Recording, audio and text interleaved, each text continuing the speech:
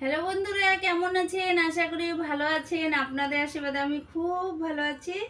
এই যে দেখেন, রান্নাবাড়ি কিন্তু কমপ্লিট হয়ে গেছে। কি রান্না করছি আপনাদের দেখানোর জন্য সব কিছু রেডি করে কিন্তু বসে বসছি।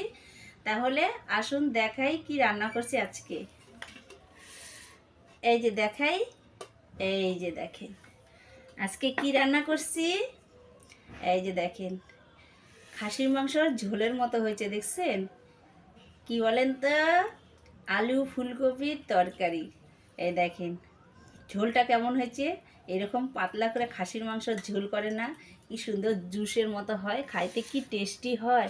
আর এখানে দেখেন এই যে আলু ভাজা, এই দেখেন মচমচা করে আলু ভাজছে। এই দেখেন লঙ্কা দিছি কতগুলা, কেন এগুলো পুরান আলু তো, পুরান আলুর মধ্যে একটু লঙ্কা না দিলে, ঝাল না হলে ভালো লাগে না, মিষ্টি মিষ্টি লাগে। আর এখানে দেখেন এই যে থালা নিয়ে বসছি।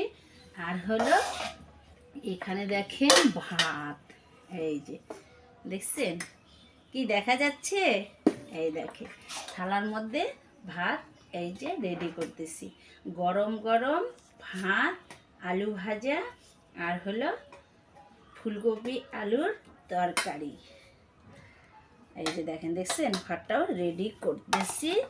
গরম গরম ভাত। কে কে ফুলকপি আলুর তরকারি খাইতে ভালোবাসেন কমেন্টে কিন্তু অবশ্যই বলবেন, কে কে ভালোবাসেন। ভালোবাসলেও খাইতে হয়, কিন্তু ভালো না বাসলেও খাইতে হয়। সব সময় তো মাছ মাংস খাওয়া যায় না, কিন্তু আমার কিন্তু ভালো লাগে। ভাবছিলাম ফুলকপি আলু ভাজা করব, আবার ভাবলাম না, এখন শীতকাল, ধনিয়া পাতা আদা বাটা দিয়ে যদি একটু তরকারি করি, অথচ শুকনা খাবারের থেকে তরকারি দিয়ে ভালো খাওয়া যায়। এই দেখেন একদম ভাতটাও রেডি করে ফেললাম। এই যে আর একটা থালায় আছে, 4টা লোক 4টা থালা রেডি করি। এই যে দেখেন, দেখছেন ভাতটা একদম চাপা চাপা হয়ে গেছে, কারণ আমার হাঁড়িটা ছোট। ছোট বলতে অনেকটাই বড় তাও, কিন্তু 4টা লোকের তো জানেনি। কারণ আমাদের খাওয়া, আমরা সকাল থেকে 3 বেলায় ভাত খাই। আলু ভাজাটা হাত দিয়েই থালাতে দিয়ে দিই। এই দেখেন আলু ভাজাটাও টাইম পাইছিলাম, ঝিরিঝিরি করে কাটছি। অনেক সময় একটু মোটা মোটা করেই কাটি, কারণ টাইম থাকলে সব কিছু ধীরে ধীরে সুন্দরভাবে রান্না করা যায়।